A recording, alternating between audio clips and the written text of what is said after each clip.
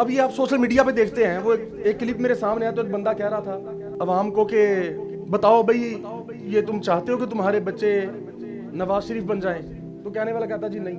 وہ کہتا جی یہ چاہتے ہو عمران خان بن جائے؟ کہتا جی ہاں. کیوں؟ جس سے کوئی انسان محبت کرتا ہے نا، وہ چاہتا ہے کہ ایسا ہو، اس کا نام رکھتا ہے. کوئی کہتے ہیں جی ہمارے دادا جی، نانا جی، نانی کے نام پہ آگے بچوں کے نام رکھنا. یار ان سے کیونکہ بڑی محبت تھی، وہ ہمارے بزرگ تھے، بڑے تھے، ان کا نام رکھنا ہے. آپ ذرا حسنین کریمین کی آل اولاد کے نام تو پڑھیں. جگہ جگہ ابو بکر ابو بکر ابو بکر ابو بکر، عمر عثمان عمر عثمان عمر عثمان، یہ آپ کو نام نظر آئیں گے. وہ کسی نے بڑا خوبصورت شعر لکھا ہے کہ پاس ہی رکھو اپنے یہ جو فرقے تمہارے ہیں، عمر بھی ہمارے ہیں، حسین بھی ہمارے ہیں.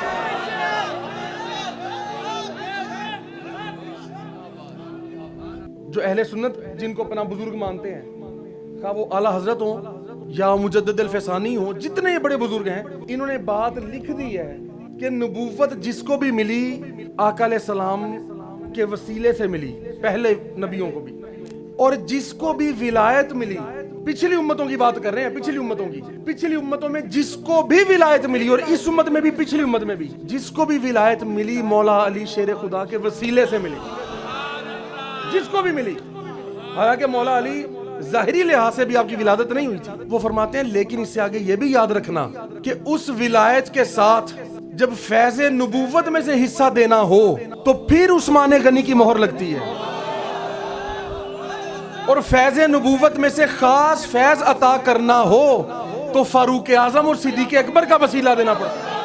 اب اگر اعلیٰ حضرت کے مقابلے کا بندہ دوسروں کے پاس ہے تو لے آئیں، اگر مجدد الفسانی کے مقابلے کا کوئی بندہ ہے تو سامنے لے آئیں، پھر اس کی دلیل دیں.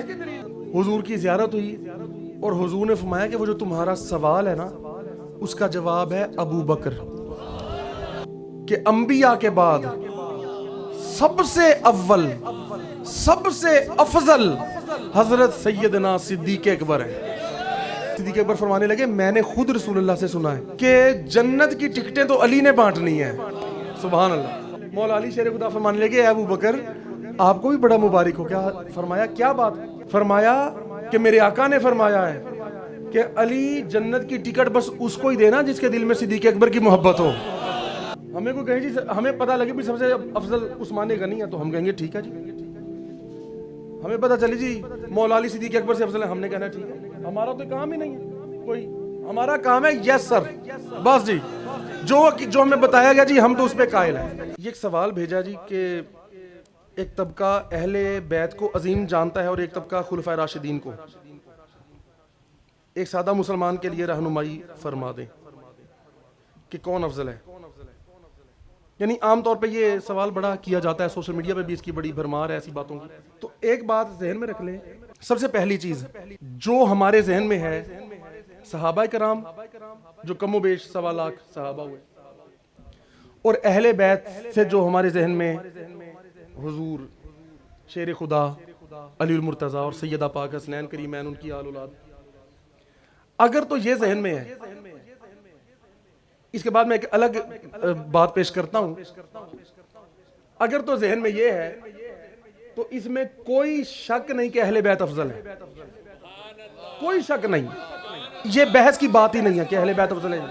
اچھا یا علی زندہ باد. دوسرا ذہن میں یہ رکھیں صحابی کی تعریف کیا ہے؟ جس نے محبت سے حضور کو دیکھا ایمان لے آیا وہ صحابی ہے. اب یہ یاد رکھیں کہ جو اہل بیت ہے نا یہ بھی صحابہ ہیں. اہل بیت پہلے صحابہ ہیں جو ازل میں حضور پہ ایمان لے آئے تھے. یہ حضور کا حصہ جو ہیں وہ بھی صحابہ ہیں اور وہ حضور کے اہل بیت بھی ہیں. اور اگر ذہن میں یہ آتا ہے صحابہ سے مراد صدیق اکبر، فاروق اعظم یا عثمان غنی، تو ان موضوعات پہ ہم یہاں بحث کرنے تو آئے نہیں. بڑی مختصر سی بات کروں گا. کئی صدیوں سے یہ مباحث جو ہیں یہ چھڑی رہی ہیں، جاری رہی ہیں، یہ بحثیں ہوتی رہی ہیں، آج بھی ہو رہی ہیں. ان کا کوئی حل نہیں ہے. اگر تو ان کو الگ الگ اچھا پتہ ہی بحث کون کرتا ہے؟ یا تو وہ کہ جو یہ سمجھے کہ یار مولا علی کا، حسنین کریمین کا، ان کا تذکرہ کرنے کی زیادہ ضرورت نہیں ہے، بس اسلام کے جو کارنامے ہیں، جو حکومتیں چلائیں، اچھا نظامات بنائے چلائے، ان کا تذکرہ کرو، تو وہ مجبوری ہے شیخین کریمین کا نام لینا، صدیق اکبر فاروق اعظم کا نام لینا. تو چلو بس یہ دل میں محبت اہل بیت کی کمی یا پھر اسے محروم، یا تو وہ یہ موضوع چھیڑتا ہے، یا وہ بندہ یہ موضوع چھیڑتا ہے کہ جس کے دل میں خلفائے ثلاثہ کی یا کچھ صحابہ کرام کی محبت سے وہ محروم ہوتا ہے، یا وہ بندہ موضوع چھیڑتا ہے. جو ان کو ایک سمجھتا ہے نا وہ اس بحث میں نہیں آتا. بس یہ ذہن میں رکھ لیں، یہ کوئی الگ الگ نہیں ہے، یہ سب ایک ہیں. یہ سارے حضور کے محبین ہیں، حضور کے محبوبین ہیں. اور ان کی آپ تاریخ پڑھ کے دیکھیں، انسان یار کس کا نام رکھتا ہے اپنے بچوں کا کہ جو اس کو پسند ہو. اب میں صرف مثال سمجھانے کے ایک مثال دیتا ہوں. ویسے اب یہ آپ سوشل میڈیا پہ دیکھتے ہیں، وہ ایک کلپ میرے سامنے ہے، تو ایک بندہ کہہ رہا تھا عوام کو کہ بتاؤ بھئی یہ تم چاہتے ہو کہ تمہارے بچے نواز شریف بن جائیں؟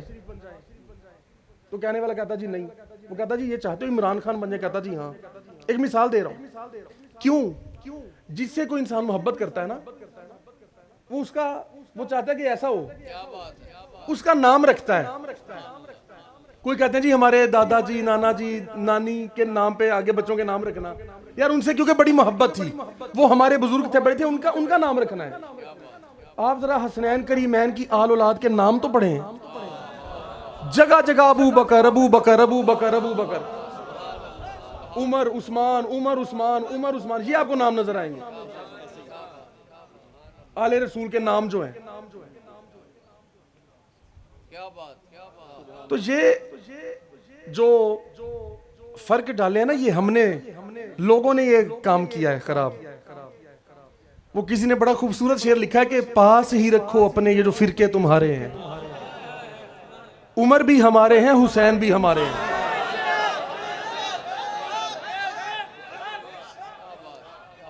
پھر اتنے بڑے بزرگ جو اہل سنت جن کو اپنا بزرگ مانتے ہیں، خواہ وہ اعلیٰ حضرت ہوں یا مجدد الفسانی ہوں، جتنے بڑے بزرگ ہیں، انہوں نے بات لکھ دی ہے کہ نبوت جس کو بھی ملی آقا علیہ السلام کے وسیلے سے ملی، پہلے نبیوں کو بھی، اور جس کو بھی ولایت ملی،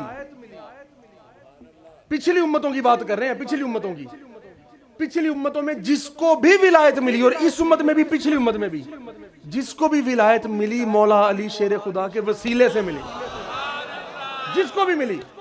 حالانکہ مولا علی ظاہری لحاظ سے بھی آپ کی ولادت نہیں ہوئی تھی. اب یہ لکھ کون رہا ہے؟ اعلیٰ حضرت مجدد الفسانی، نقشبندی بزرگ ہیں، ہم ان کے سلسلے میں ہیں. انہوں نے باتیں لکھی ہیں.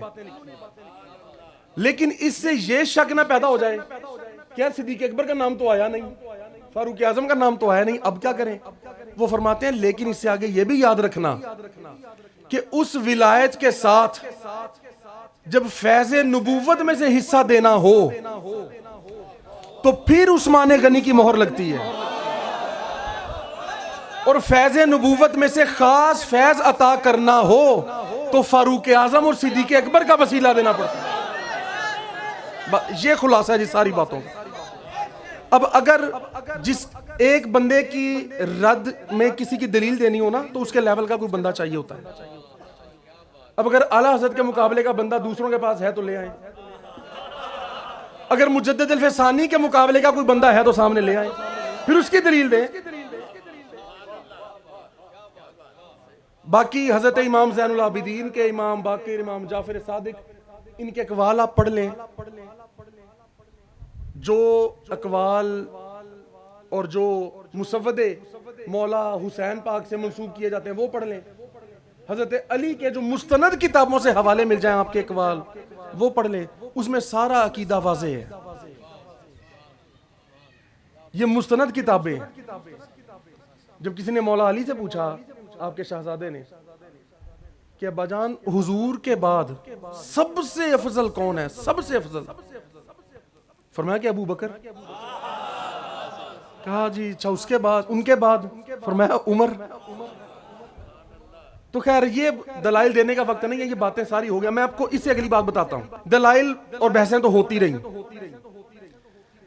ایک بہت بڑے شیخ ہیں, استاذ ہیں, وہ پڑھاتے ہیں, حدیث پڑھاتے ہیں. یہ کچھ سال پہلے کی بات ہے, ابھی ہو سکتا ہے غالباً وہ حیات ہوں.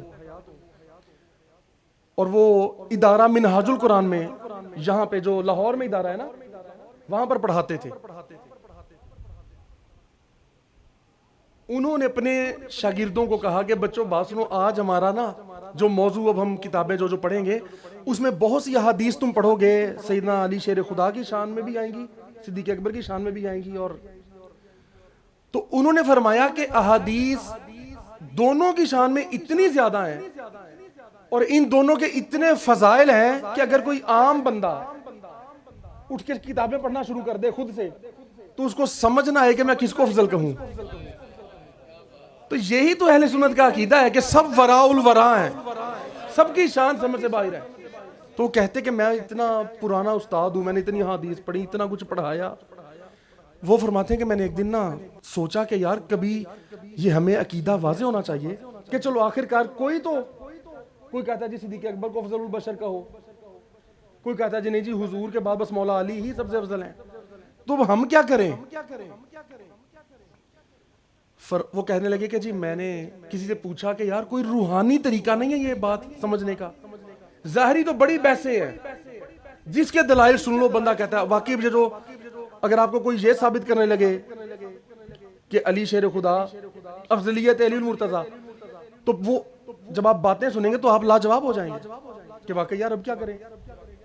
لیکن اسی طرح جب آپ افضلیت صدیق اکبر کے فضائل وہ باتیں اور دلائل سنیں گے تو پھر بھی آپ لاجواب ہو جائیں گے. وہ کہنے لگے یار کوئی ایسا طریقہ مل جائے روحانی طور پہ پتہ لگ جائے کسی طرح, کیونکہ ظاہری تو جس کے پاس بیٹھو وہ جناب بندہ پھنس جاتا ہے, پریشان ہو جاتا ہے. کسی نے ان کو بتایا طریقے کہ اتنی بار درود پڑھو, 1.25 لاکھ مرتبہ درود پاک پڑھو, یہ کلمات پڑھو, اتنے دن یہ عمل کرو اور حضور سے عرض کرو, نبی پاک سے. انہوں نے کہا ٹھیک ہے یہ تو سب سے اچھی بات ہو گئی, میں حضور سے ہی عرض کر لیتا ہوں. انہوں نے وہ سارا عمل کیا, کچھ دن کیا اور رسول پاک کی بارگاہ میں عرض رکھ دی کہ یا رسول اللہ کوئی ایک واضح اشارہ مل جائے. مانتا تو میں سب کو ہوں, نوکر غلام, ان کے نوکروں کا نوکر میں سب کا ہوں, لیکن حضور میں عقیدہ رکھوں کہ آخر کوئی تو عقیدہ رکھنا پڑے گا, میں کیا عقیدہ رکھوں کہ بس اتنا حضور واضح کوئی اشارہ مل جائے کہ افضل, زیادہ افضل ان میں کون ہے. شانیں سب کی وراء الورا ہیں. اچھا کسی کے افضل ہونے سے یہ نہیں ہوتا کہ دوسرے کی شان کم ہو گئی ہے یا اس کی شان اتنی زیادہ نہیں ہے. ولی کی شان سمجھ میں نہیں آتی تو جس کے در سے ولی بنتے ہوں وہ ایک نظر سے کئی فقیر بنا دیتے ہوں, اس کی شان کا عالم کو کون جانا. انہوں نے حضور کی بارگاہ میں عرض کی یا رسول اللہ میں کس کو افضل البشر بعد از انبیاء ہے کون. انہوں نے عرض کرتے گئے, روحانی طور پہ عرض کرتے گئے, فرمایا مجھے آقا علیہ السلام کی زیارت ہوئی, اور صرف اتنی زیارت ہوئی, حضور کی زیارت ہوئی, اور حضور نے فرمایا کہ وہ جو تمہارا سوال ہے نا اس کا جواب ہے ابو بکر. بس. اور یہ جو عقیدہ ہے یہ قرآن و حدیث کا عقیدہ ہے. اولیاء اعظام جو ہیں یہ ان کا عقیدہ ہے. اور کئی بزرگوں نے لکھا. اچھا حضرت مجدد الفسانی کی مجھے بات یاد آ گئی. آپ فرماتے ہیں کہ جب تک, فرمایا میرا عقیدہ پہلے یہ تھا کہ میں افضلیت علی المرتضیٰ کا قائل تھا پہلے. فرمایا کہ میں میری نظر کی جب بھی حد ہوتی تھی تو وہ مولا علی کے قدموں تک جا پہنچتی تھی, بس اس سے آگے نظر نہیں جاتی. فرمایا کہ لیکن جب مجھے مولا علی نے خاص میری منظوریاں کی, روحانی مقام و مراتب عطا فرمائے, اس کے بعد میری مزید ترقی کی گئی اور فیض نبوت میں سے خاص حصہ عطا کیا گیا, تو پھر مجھے اس بات کا پتا چلا کہ اچھا مولا علی نے جب فرمایا کہ اب تمہیں میں صدیق اکبر کی بارگاہ میں لے کے جاتا ہوں, تو جس عقیدہ صحیحہ سے جن کے ہاتھ سے کرامات کا بے شمار ظہور ہے، جن لوگوں کے ہمارے مرشد سے کتنی کرامات کا ظہور ہے، کتنی کرامات. اور یہ کرامات کیوں ہوتی ہیں؟ نشانی کے طور پر. اور کرامات اس کے ہاتھ سے ظاہر ہوں گی جس کے پاس معجزات کا وراثت ہو، اور یہ ورثہ اسی کے پاس آتا ہے جو حضور کے وارث ہوتا ہے. دوسرے بندے کے پاس تو نہیں آ سکتا. دوسرا بندہ آپ سے باتیں بڑی اچھی کر سکتا ہے، باتونی ہو سکتا ہے، چرب زبان ہو سکتا ہے، باتوں میں آپ کو لاجواب کر سکتا ہے، یہ تو ہر کوئی کر سکتا ہے. یہ کوئی چیز دکھا نہیں سکتا. یہ وہی دکھائے گا جو ان کا وارث، ان کا نائب ہوگا. تو یار جس بندے کا یہ لیول ہو، جس کے ہاتھ سے ہزاروں کرامات ظاہر ہو چکی ہوں، وہ پڑھائے، جب وہ بیعت فرمائیں تو فرمائیں کہ کہو کہ انبیاء کے بعد سب سے اول، سب سے افضل حضرت سیدنا صدیق اکبر ہیں. یہ کوئی بحث کی بات ہے ہی نہیں. تو اس پہ نا، اس موضوع پہ ہمارے مرشد کریم بڑی خوبصورت اپنا ایک مشاہدہ سنایا کرتے. آپ فرماتے کہ مجھے روحانی طور پر دکھایا گیا، حضور اللہ ثانی سرکار کو روحانی طور پر یہ دکھایا گیا.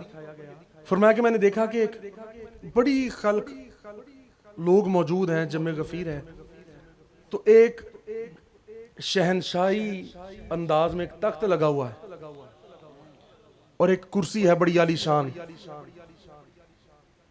تو اس پر دماد رسول،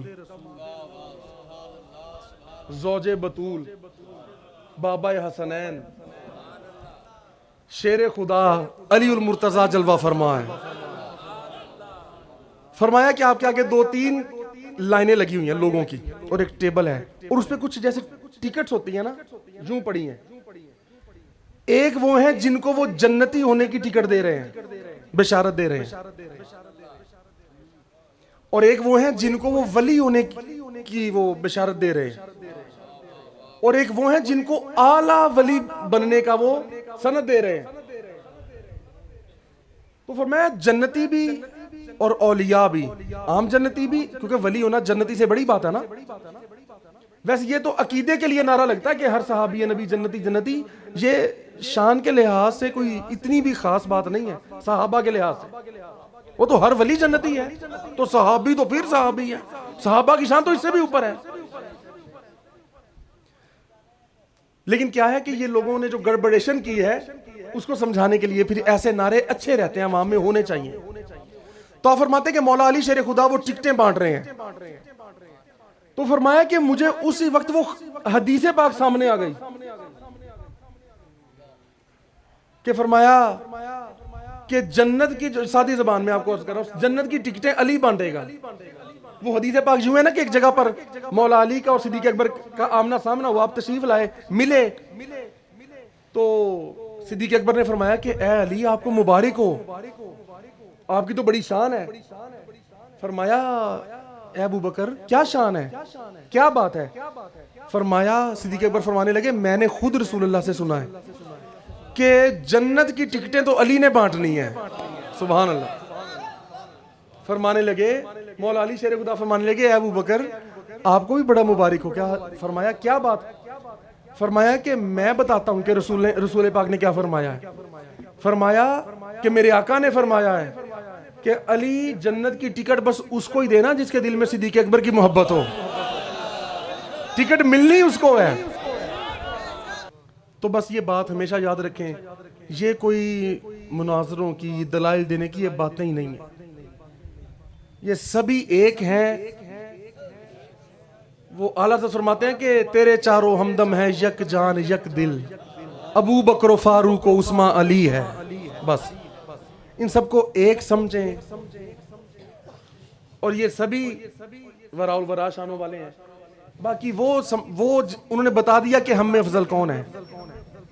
باقی ہاں یہ یاد رکھیں کہ اگر کسی کو کسی سے محبت زیادہ ہے، کسی کا کوئی تذکرہ زیادہ کرے، تو اس سے پریشان ہونے کی ضرورت نہیں ہے. تذکرہ آپ کسی کا بھی زیادہ کر سکتے ہیں. اب آپ اور ہم ہر وقت اپنے مرشد کا تذکرہ کریں، کوئی حق لسانی سچ لسانی کے نعرے لگاتا رہے، تو کیا وہ یہ سمجھتا ہے کہ غوث الاعظم کی شان ہمارے مرشد کے برابر ہے یا کم ہے؟ نہیں نا. ہر مرید کو پتا ہے, لسانی سرکار کے ہر مرید کو پتا ہے کہ غوث پاک تو پیروں کے پیر ہیں, وہ ہمارے مرشد کے بھی شیخ ہیں, ان کے بھی پیر ہیں. لیکن آپ ہر وقت یا غوث حق غوث نہیں کرتے, آپ ہر وقت حق لسانی کرتے ہیں. تو تذکرہ کسی کا زیادہ ہونا جو ہے, یہ اس میں کوئی پریشانی کی بات نہیں ہوتی.